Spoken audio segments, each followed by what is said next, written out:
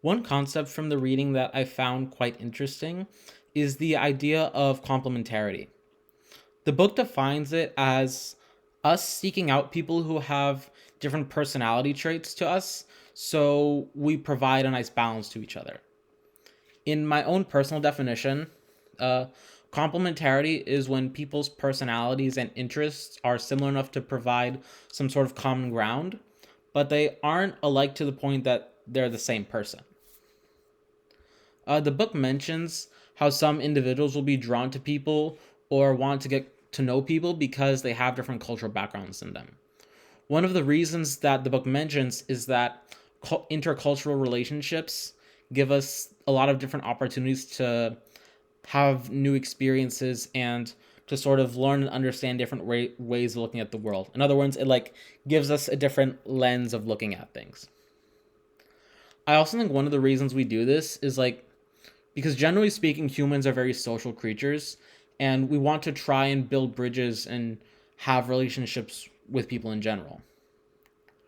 Now, in my personal experience, I'd say that I've experienced complementarity through interacting and being in community with other fans of the anime and manga One Piece, as well as being part of the broader One Piece fandom.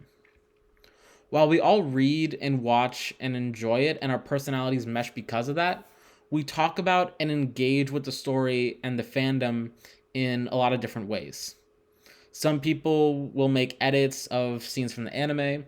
Some people make videos talking about different chapters. Some will write blogs or essays about it. The list goes on and on.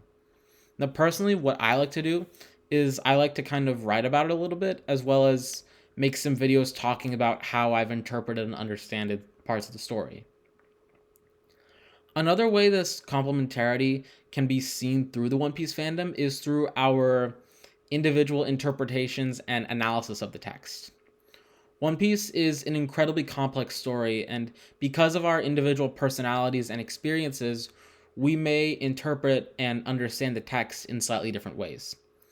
These different interpretations and understandings create and provide a nice balance when talking about it with other fans.